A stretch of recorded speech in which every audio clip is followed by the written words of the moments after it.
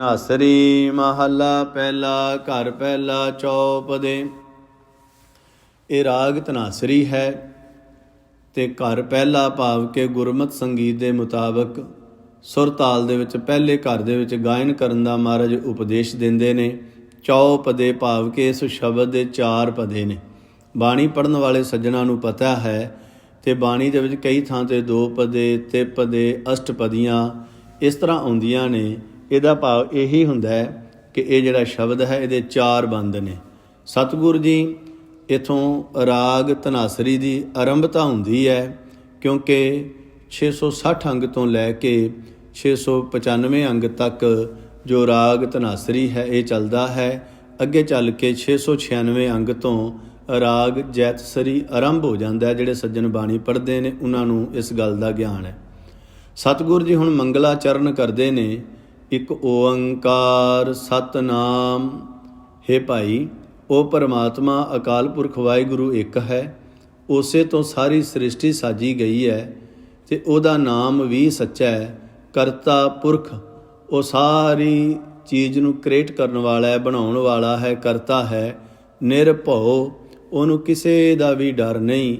ਨਿਰਵੈਰ, ਉਹਦਾ ਕਿਸੇ ਨਾਲ ਕੋਈ ਵੈਰ ਨਹੀਂ। ਜਦੋਂ ਆਪਾਂ ਇਹ ਸ਼ਬਦ ਪੜ੍ਹਦੇ ਹਾਂ ਨਿਰਵੈਰ, ਫਿਰ ਆਪਾਂ ਆਖਾਂਗੇ ਜੀ ਰੱਬ ਸਾਨੂੰ ਤੰਗ ਕਿਉਂ ਕਰਦਾ ਹੈ। ਗੁਰੂ ਪਾਤਸ਼ਾਹ ਜੀ ਕਹਿੰਦੇ ਉਹ ਪਰਮਾਤਮਾ ਕਿਸੇ ਨੂੰ ਵੀ ਤੰਗ ਨਹੀਂ ਕਰਦਾ। ਜਿਹੋ ਜਿਹਾ ਜੀਵ ਕਰਮ ਕਰਦਾ ਹੈ ਉਹੋ ਜਿਹਾ ਉਹਨੂੰ ਫਲ ਮਿਲਦਾ ਹੈ। ਕਿਉਂਕਿ ਮਹਾਰਾਜ ਬਾਣੀ ਵਿੱਚ ਕਹਿੰਦੇ ਨੇ ਆਪੇ ਬੀਜ ਆਪੇ ਹੀ ਖਾਓ, ਨਾਨਕ ਹੁਕਮੀ ਆਵੋ ਜਾਵੋ।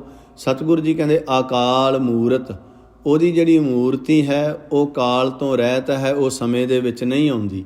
ਹੁਣ ਆਪਾਂ ਕਵਾਂਗੇ ਜੀ ਮਹਾਰਾਜ ਨੇ ਤੇ ਮੂਰਤੀ ਪੂਜਾ ਦਾ ਖੰਡਨ ਕੀਤਾ ਹੈ, ਤੇ ਇਹ ਮੂਰਤ ਕਿਹੜੀ ਮਹਾਰਾਜ ਨੇ ਬਿਆਨ ਕੀਤੀ ਹੈ?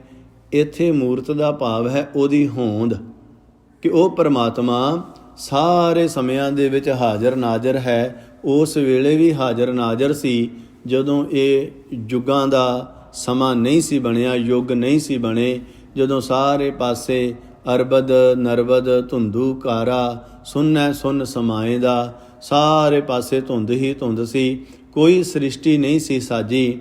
ਫਿਰ ਦਾਤਾ ਨੇ ਆਪਣੀ ਖੇਡ ਬਣਾਉਣ ਵਾਸਤੇ, ਕਿਉਂਕਿ ਆਮਣ ਜਾਣ ਇੱਕ ਖੇਲ ਬਣਾਇਆ ਆਗਿਆਕਾਰੀ ਕੀਨੀ ਮਾਇਆ, ਮਹਾਰਾਜ ਨੇ ਕੌਤਕ ਕੀਤਾ। ਸ੍ਰਿਸ਼ਟੀ ਹੋਂਦ ਵਿੱਚ ਆਈ। ਸ੍ਰਿਸ਼ਟੀ ਕਦੋਂ ਹੋਂਦ ਵਿੱਚ ਆਈ ਇਹਦੇ ਬਾਰੇ ਕੋਈ ਵੀ ਪੱਕਾ ਨਿਰਣਾ ਨਹੀਂ ਕੀਤਾ ਜਾ ਸਕਦਾ। ਸਤਿਗੁਰੂ ਗੁਰੂ ਨਾਨਕ ਦੇਵ ਮਹਾਰਾਜ ਜੀ ਉਸ ਦਾਤਾ ਦੀ ਵਡਿਆਈ ਕਰਦੇ ਹੋਏ ਇਸ ਸ੍ਰਿਸ਼ਟੀ ਦੇ ਬਾਰੇ ਇਹ ਕਹਿੰਦੇ ਨੇ ਜਾ ਕਰਤਾ ਸ੍ਰਿਸ਼ਟੀ ਕੋ ਸਾਜੇ ਆਪੇ ਜਾਣੈ ਸੋਈ। ਉਹ ਅਕਾਲ ਪੁਰਖ ਵਾਹਿਗੁਰੂ ਹੀ ਜਾਣਦਾ ਹੈ ਕਿ ਇਹ ਧਰਤੀ ਕਿੰਨੇ ਕਰੋੜਾਂ ਅਰਬਾਂ ਖਰਬਾਂ ਸਾਲ ਪਹਿਲਾਂ ਹੋਂਦ ਵਿੱਚ ਆਈ। ਪਾਤਸ਼ਾਹ ਕਹਿੰਦੇ ਉਹ ਪਰਮਾਤਮਾ, ਉਹਦੀ ਜਿਹੜੀ ਮੂਰਤ ਭਾਵ ਕਿ ਉਹਦੀ ਜਿਹੜੀ ਹੋਂਦ ਹੈ ਉਹਦੇ ਉੱਤੇ ਕਾਲ ਦਾ ਸਮੇਂ ਦਾ ਕੋਈ ਅਸਰ ਨਹੀਂ। ਉਹ ਕਾਲ ਤੋਂ ਰਹਿਤ ਹੈ।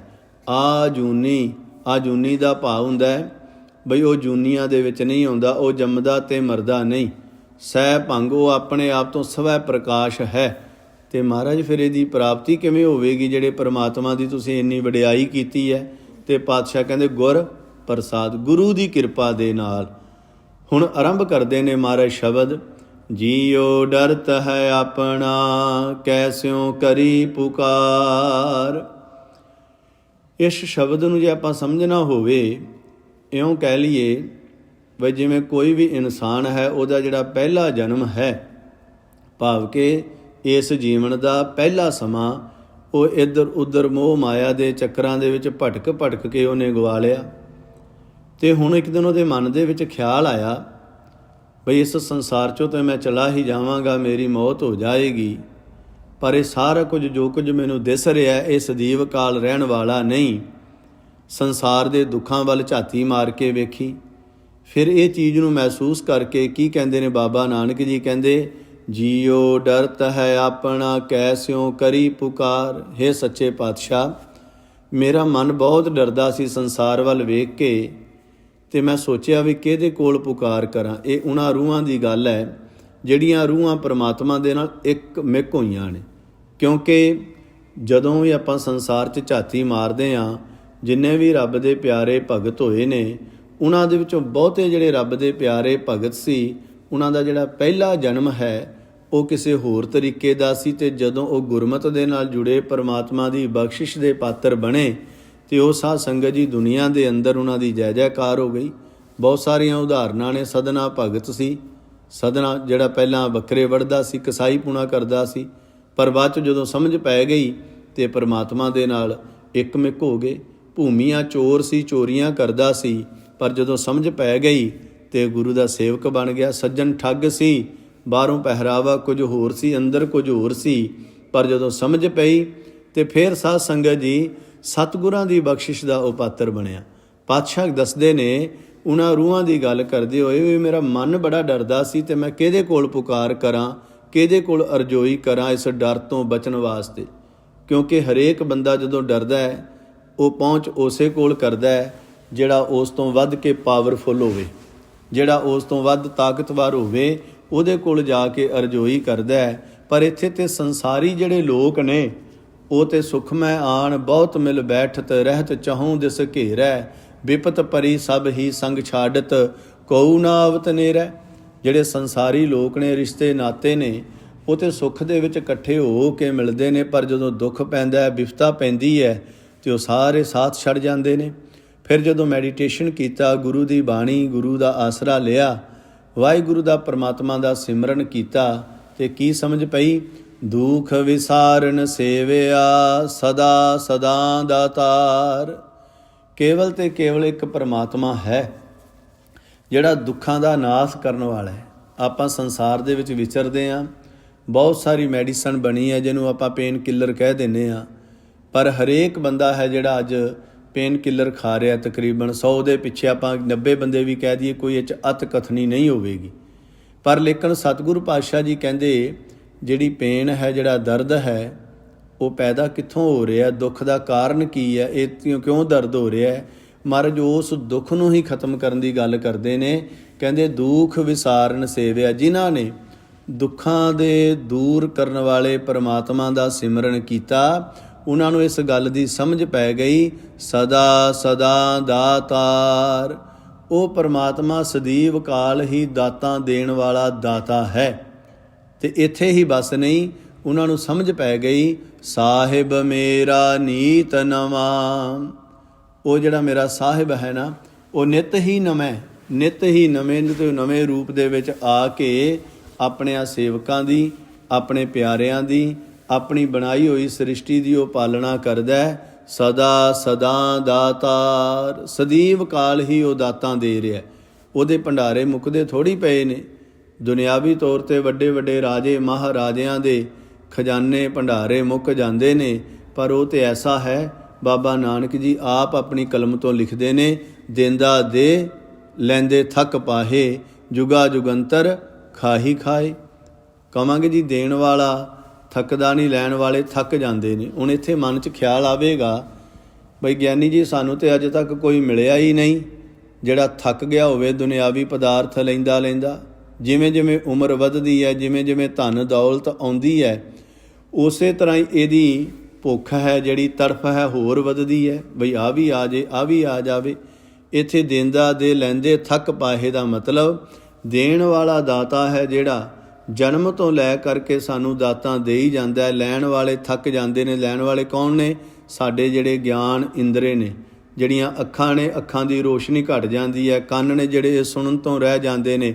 ਹੱਥ ਪੈਰ ਕੰਬਣ ਲੱਗ ਜਾਂਦੇ ਨੇ। ਪਾਤਸ਼ਾਹ ਨੇ ਫਿਰ ਉਹ ਹਾਲਤ ਵੀ ਬਿਆਨ ਕੀਤੀ ਹੈ। ਕਹਿੰਦੇ ਨੈਨੋ ਨੀਰ ਬਹਿ ਤਨ ਖੀਨਾ, ਭਏ ਕੇਸ ਦੁੱਧਵਾਨੀ, ਰੁੱਧਾ ਕੰਠ ਸ਼ਬਦ ਨਹੀਂ ਉਚਰੈ, ਅਬ ਕਿਆ ਕਰੈ ਪ੍ਰਾਨੀ।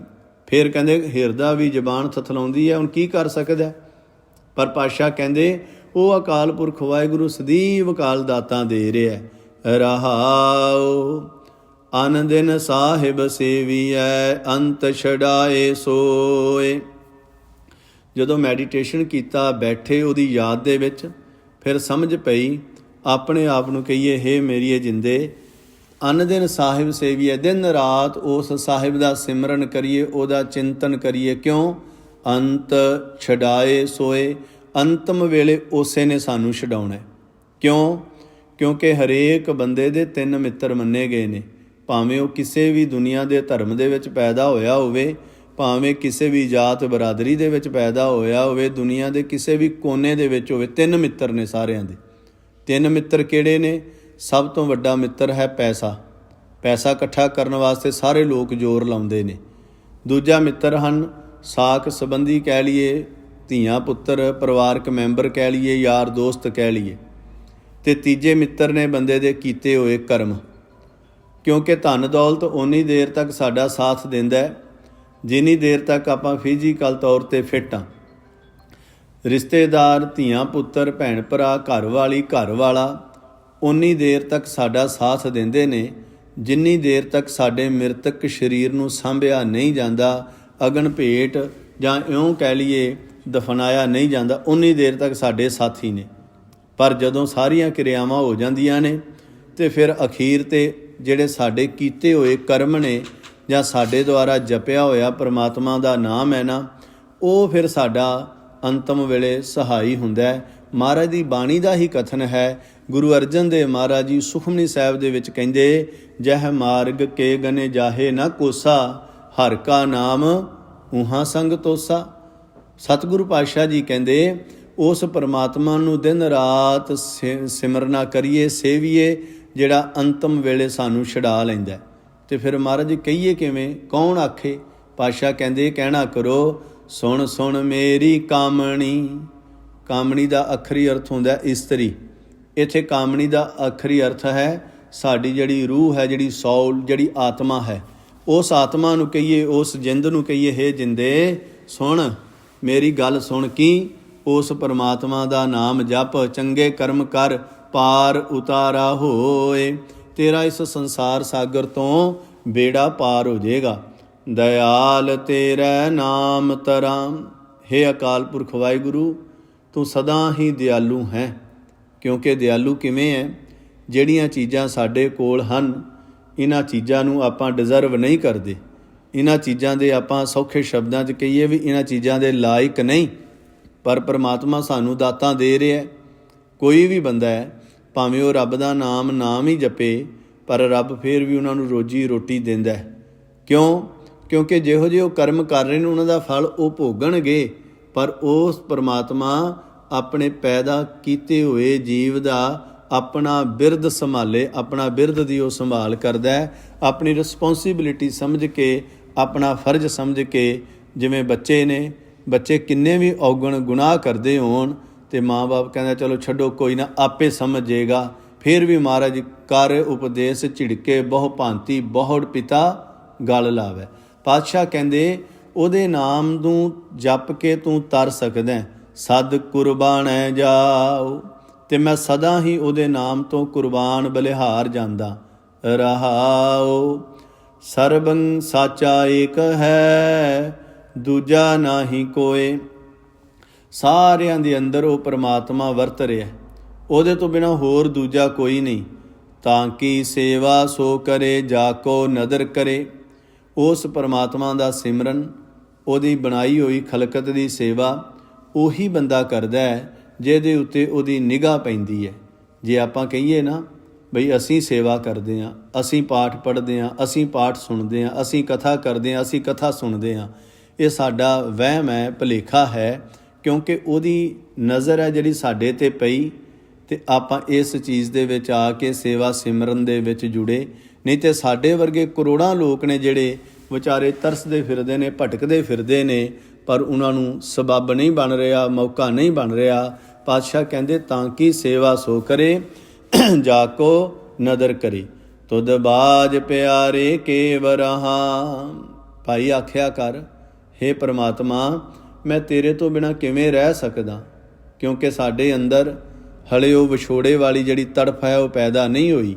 ਸਾਡੇ ਸਾਰਿਆਂ ਦੇ ਮਨ ਦੇ ਵਿੱਚ ਵਿਰਲੇ ਲੋਕਾਂ ਨੂੰ ਛੱਡ ਕੇ ਜਿਹੜੀ ਤੜਫ ਹੈ ਉਹ ਸੰਸਾਰਕ ਰੈਪੂਟੇਸ਼ਨ ਦੀ, ਧਨ ਦੌਲਤ ਦੀ, ਦੁਨਿਆਵੀ ਚੀਜ਼ਾਂ ਦੀ ਹੈ। ਪਰ ਜਿਨ੍ਹਾਂ ਦੇ ਹਿਰਦੇ ਦੇ ਅੰਦਰ ਉਸ ਪਰਮਾਤਮਾ ਦੇ ਪ੍ਰਤੀ ਖਿੱਚ ਹੋਵੇ ਨਾ, ਅਤੇ ਭਾਈ ਵੀਰ ਸਿੰਘ ਜੀ ਬੜਾ ਸੋਹਣਾ ਲਿਖਦੇ ਨੇ।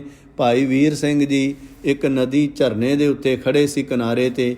ਕੀ ਵੇਖਦੇ ਨੇ? ਪਾਣੀ ਚੱਲ ਰਿਹਾ, ਕਦੇ ਵੱਡੇ ਪੱਥਰ ਦੇ ਨਾਲ ਠੋਕਰ ਖਾਂਦਾ, ਕਦੇ ਛੋਟੇ ਦੇ ਨਾਲ ਖਾਂਦਾ, ਪਰ ਲੇਕਿਨ ਉਹ ਚੱਲਿਆ ਜਾ ਰਿਹਾ। ਕਹਿੰਦੇ, ਸੀਨੇ ਖਿੱਚ ਜਿਨ੍ਹਾਂ ਨੇ ਖਾਧੀ, ਉਹ ਕਰ ਆਰਾਮ ਨਹੀਂ ਬਹਿੰਦੇ, ਬਿਰਹੋਂ ਵਾਲੇ ਨੈਣ ਉਨਿੰਦਰ ਦਿਨੇ ਰਾਤ ਪਏ ਵਹਿੰਦੇ। ਜਿਨ੍ਹਾਂ ਦੇ ਮਨ 'ਚ ਵਿਛੋੜਾ ਹੋਵੇ ਉਹ ਫਿਰ ਦਿਨ ਰਾਤ ਉਸ ਪਰਮਾਤਮਾ ਦੀ ਯਾਦ ਦੇ ਵਿੱਚ ਜੁੜ ਕੇ ਆਪਣੇ ਵਿਛੋੜੇ ਦੇ, ਵਿਜੋਗ ਦੇ, ਤੜਫ ਦੇ ਜਿਹੜੇ ਹੰਝੂ ਨੇ ਉਹ ਆਪਣੇ ਮਨ ਹੀ ਮਨ ਦੇ ਅੰਦਰ ਉਸ ਦਾਤਾ ਦੇ ਅੱਗੇ ਰੋਂਦੇ ਨੇ। ਕਿਉਂਕਿ ਕਈ ਵਾਰੀ ਵੇਖੋ ਕਥਾ ਕਰਦੇ ਹਾਂ, ਸੁਣਦੇ ਹਾਂ, ਬਾਣੀ ਪੜ੍ਹਦੇ ਹਾਂ, ਸੁਣਦੇ ਹਾਂ, ਤੁਹਾਡਾ ਵੀ ਕਈ ਵਾਰੀ ਮਨ ਭਰ ਆਇਆ ਹੋਵੇਗਾ। ਪਰ ਜਦੋਂ ਮਨ ਭਰਦਾ ਨਾ ਤੇ ਸਮਝੋ ਜੇ ਇੱਕ ਵੀ ਹੰਝੂ ਸਾਡੀ ਅੱਖਾਂ 'ਚੋਂ ਨਿਕਲਦਾ ਤੇ ਉਹ ਕਰੋੜਾਂ ਜਨਮਾਂ ਦੇ ਪਾਪਾਂ ਨੂੰ ਧੋ ਦਿੰਦਾ। ਪਰ ਦੁਨਿਆਵੀ ਲੋਕਾਂ ਦੀ ਨਿਗਾਹ ਦੇ ਵਿੱਚ ਲੋਕ ਤੇ ਇਹ ਵੀ ਕਹਿਣ ਲੱਗ ਜਾਂਦੇ ਜੀ ਇਹ ਤੇ ਪਖੰਡ ਕਰਦੇ ਨੇ, ਇਹਨਾਂ ਨੂੰ ਜ਼ਿਆਦਾ ਵੈਰਾਗ ਆਉਂਦਾ। ਨਹੀਂ, ਜਦੋਂ ਆਪਾਂ ਪਰਮਾਤਮਾ ਦੀ ਯਾਦ ਵਿੱਚ ਬੈਠ ਕੇ ਆਪਣੇ ਮਨ ਨੂੰ ਜੋੜਾਂਗੇ ਨਾ ਤੇ ਵੈਰਾਗ ਆਵੇਗਾ। ਸਤਿਗੁਰ ਜੀ ਕਹਿੰਦੇ ਉਸ ਅਕਾਲ ਪੁਰਖ ਵਾਹਿਗੁਰੂ ਦੇ ਅੱਗੇ ਬੇਨਤੀ ਕਰਿਆ ਕਰ, ਵੀ ਤੁਧ ਬਾਝ ਪਿਆਰੇ ਕੇਵ ਰਹਾ, ਕਿਵੇਂ ਰਹਿ ਸਕਦਾ ਮੈਂ ਤੇਰੇ ਤੋਂ ਬਿਨਾਂ, ਤੇ ਮੇਰੇ ਤੇ ਇੱਕ ਕਿਰਪਾ ਕਰ। ਸਾ ਵਡਿਆਈ ਦੇ, ਉਹ ਮੈਨੂੰ ਵਡਿਆਈ ਬਖਸ਼, ਕਿਹੜੀ? ਜਿਤ ਨਾਮ ਤੇਰੇ ਲਾਗ ਰਹਾ, ਬਈ ਜਿਹੜਾ ਮੈਂ ਤੇਰੇ ਨਾਮ ਦੇ ਨਾਲ ਹੀ ਜੁੜਿਆ ਰਵਾਂ। ਹੁਣ ਨਾਮ ਕੀ ਹੈ? ਨਾਮ ਤੇ ਬੜੇ ਲੋਕ ਜਪਦੇ ਨੇ। ਆਪਾਂ ਕਹਾਂਗੇ ਜੀ ਕਿਹੜਾ ਨਾਮ ਜਪੀਏ? ਜੇ ਨਾਮ ਦੀ ਅਸਲ ਡੈਫੀਨੇਸ਼ਨ ਵੇਖੀਏ, ਨਾਮ ਦਾ ਭਾਵ ਵੀ ਹੋਂਦ ਹੈ, ਵੀ ਤੇਰੀ ਹੋਂਦ ਦੇ ਨਾਲ ਸਾਡਾ ਮਨ ਜੁੜਿਆ ਰਵੇ। ਜਿੱਥੇ ਕਿੱਥੇ ਜਾਈਏ ਤੂੰ ਹੀ ਤੂੰ ਨਜ਼ਰ ਆਵੇਂ। ਦੂਜਾ ਨਾਹੀ ਕੋਏ ਜਿਸ ਆਗੈ ਪਿਆਰੇ ਜਾਏ ਕਹਾਂ, ਹੋਰ ਮੈਨੂੰ ਕੋਈ ਦੂਜਾ ਨਜ਼ਰ ਹੀ ਨਹੀਂ ਆਉਂਦਾ ਬਈ ਕਿਹਦੇ ਕੋਲ ਮੈਂ ਜਾ ਕੇ ਆਪਣਾ ਦੁੱਖ ਰੋਵਾਂ। ਕਿਉਂਕਿ ਸਾਧ ਸੰਗਤ ਜੀ ਹੈ ਵੀ ਇਹ ਗੱਲ ਸੱਚ, ਜਦੋਂ ਤੁਸੀਂ ਦੁਨਿਆਵੀ ਲੋਕਾਂ ਦੇ ਕੋਲ ਆਪਣਾ ਇੱਕ ਦੁੱਖ ਦੱਸੋਗੇ ਨਾ ਤੇ ਲੋਕੀ ਕੁਝ ਟਾਈਮ ਵਾਸਤੇ ਤੁਹਾਡੇ ਨਾਲ ਹਮਦਰਦੀ ਜ਼ਰੂਰ ਕਰਨਗੇ, ਪਰ ਬਾਅਦ ਦੇ ਵਿੱਚੋਂ ਉਹੀ ਲੋਕ ਨੇ ਜਿਹੜੇ ਸਮਾਂ ਆਉਣ ਤੇ ਤੁਹਾਨੂੰ ਕਈ ਤਰ੍ਹਾਂ ਦੇ ਮਿਹਣੇਬਾਜ਼ੀ ਜਾਂ ਇਉਂ ਕਹਿ ਲਈਏ ਤੁਹਾਡਾ ਮਖੌਲ ਵੀ ਉਡਾ ਸਕਦੇ ਨੇ। ਗੁਰੂ ਹੀ ਕੇਵਲ ਇੱਕ ਐਸਾ ਹੈ ਜਿਹੜਾ ਆਪਣੇ ਲੱਖਾਂ ਕਰੋੜਾਂ ਅਰਬਾਂ ਖਰਬਾਂ ਸੇਵਕਾਂ ਦੇ ਦੁੱਖ ਸੁਣਦਾ, ਪਰ ਦੁੱਖ ਸੁਣ ਕੇ ਉਹਨਾਂ ਦੇ ਉੱਤੇ ਹੱਸਦਾ ਨਹੀਂ, ਉਹਨਾਂ ਦੇ ਦੁੱਖ ਸੁਣ ਕੇ ਲੋਕਾਂ ਨੂੰ ਨਹੀਂ ਦੱਸਦਾ, ਸਗੋਂ ਉਹਨਾਂ ਦੇ ਜਿਹੜੇ ਦੁੱਖ ਨੇ ਉਹਨਾਂ ਨੂੰ ਦੂਰ ਕਰ ਦਿੰਦਾ। ਪਾਤਸ਼ਾਹ ਕਹਿੰਦੇ ਇਹ ਕਿਹਾ ਕਰ ਬਈ ਮਹਾਰਾਜ ਮੈਨੂੰ ਕੋਈ ਦੂਜਾ ਹੋਰ ਨਜ਼ਰ ਨਹੀਂ ਆਉਂਦਾ, ਕਿਹਦੇ ਕੋਲ ਜਾ ਕੇ ਮੈਂ ਆਪਣਾ ਦੁੱਖ ਦੱਸਾਂ। ਰਹਾਉ ਸੇਵੀ ਸਾਹਿਬ ਆਪਣਾ ਅਵਰ ਨਾ ਜਾਚੋਂ ਕੋਏ, ਮਹਾਰਾਜ ਮੇਰੇ ਤੇ ਕਿਰਪਾ ਕਰ, ਮੈਂ ਆਪਣੇ ਸਾਹਿਬ ਅਕਾਲ ਪੁਰਖ ਵਾਹਿਗੁਰੂ ਦਾ ਚਿੰਤਨ ਕਰਦਾ ਰਵਾਂ, ਹੋਰ ਕੋਈ ਚੀਜ਼ ਨਾ ਮੇਰੇ ਮਨ ਵਿੱਚ ਆਵੇ, ਹੋਰ ਕਿਸੇ ਚੀਜ਼ ਦੀ ਨਾ ਮੈਂ ਮੰਗਾਂ, ਨਾ ਕਿਸੇ ਕੋਲੋਂ ਜਾ ਕੇ ਮੰਗਾਂ। ਨਾਨਕ ਤਾ ਕਾ ਦਾਸ ਹੈ ਬਿੰਦ ਬਿੰਦ ਚੁੱਖ ਚੁੱਖ ਹੋਏ। ਬਿੰਦ ਬਿੰਦ ਦਾ ਭਾਵ ਹੁੰਦਾ ਖਿਨ ਖਿਨ, ਵਾਰ ਵਾਰ, ਟਰਨ ਬਾਈ ਟਰਨ। ਚੁੱਖ ਚੁੱਖ ਦਾ ਭਾਵ ਹੁੰਦਾ ਟੋਟੇ ਟੋਟੇ ਹੋ ਕੇ ਕੁਰਬਾਨ ਹੋ ਜਾਣਾ। ਹੇ ਮਹਾਰਾਜ ਮੈਂ ਆਪ ਜੀ ਦਾ ਦਾਸ ਹਾਂ, ਆਪ ਜੀ ਦਾ ਸੇਵਕ ਹਾਂ, ਮੇਰੇ ਤੇ ਕਿਰਪਾ ਕਰੋ, ਮੈਂ ਤੁਹਾਡੇ ਤੋਂ ਖਿਨ ਖਿਨ ਬਲਿਹਾਰ ਕੁਰਬਾਨ ਜਾਨਾ। ਸੱਚੀ ਗੱਲ ਇਹ ਹੈ ਸਾਧ ਸੰਗਤ ਜੀ, ਜਦੋਂ ਆਪਾਂ ਬੈਠੇ ਹੋਈਏ ਨਾ ਤੇ ਜਦੋਂ ਆਪਾਂ ਆਪਣਾ ਪਿਛਲਾ ਟਾਈਮ ਚੇਤੇ ਕਰੀਏ ਜਾਂ ਪਰਮਾਤਮਾ ਦੀਆਂ ਬਖਸ਼ਿਸ਼ਾਂ ਚੇਤੇ ਕਰੀਏ ਤੇ ਸਾਡੀ ਜ਼ਬਾਨ ਦੇ ਵਿੱਚੋਂ ਇੱਕ ਵੀ ਸ਼ਬਦ ਨਹੀਂ ਨਿਕਲਦਾ। ਉਸ ਟਾਈਮ ਗੂੰਗੇ ਬਣਨਾ ਪੈ ਜਾਂਦਾ ਵੀ ਮਹਾਰਾਜ ਮੈਂ ਕੀ ਆਖਾਂ, ਮੈਂ ਕੀ ਤੋਂ ਕੀ ਬਣਾ ਦਿੱਤਾ, ਇਹ ਤੇਰੀ ਖੇਡ ਹੈ। ਕਿਉਂਕਿ ਇੱਕ ਦਾਤੇ ਇੱਕ ਭੇਖਾਰੀ ਜੀ, ਸਭ ਤੇਰੇ ਚੋਜ ਵਡਾਣਾ। ਰਹਾਉ ਸਤਿਗੁਰੂ ਪਾਤਸ਼ਾਹ ਜੀ ਕਹਿੰਦੇ ਅਖੀਰਲੀ ਪੰਕਤੀ ਦੇ ਵਿੱਚ, ਸਾਹਿਬ ਤੇਰੇ ਨਾਮ ਵਿਟੋਂ ਬਿੰਦ ਬਿੰਦ ਚੁੱਖ ਚੁੱਖ ਹੋਏ। ਇਹ ਦਾਤਾ ਤੇਰਾ ਜਿਹੜਾ ਨਾਮ ਹੈ ਨਾ ਉਹਦੇ ਤੋਂ ਮੈਂ ਖਿਨ ਖਿਨ ਕਰਕੇ, ਪਲ ਪਲ ਕਰਕੇ, ਵਾਰ ਨੇ ਬਲਿਹਾਰ ਨੇ ਕੁਰਬਾਨ ਜਾਂਦਾ ਹਾਂ। ਸੋ ਸਾਧ ਸੰਗਤ ਜੀ ਇੰਨੀ ਸੇਵਾ ਪ੍ਰਵਾਨ ਕਰਨੀ ਜੀ। ਹੋਈਆਂ ਭੁੱਲਾਂ ਗਲਤੀਆਂ ਦੀ ਖਿਮਾ ਬਖਸ਼ਿਓ। ਸੰਗਤ ਵਿੱਚ ਵਿਚਾਰਾਂ ਕਰਦੇ ਹਾਂ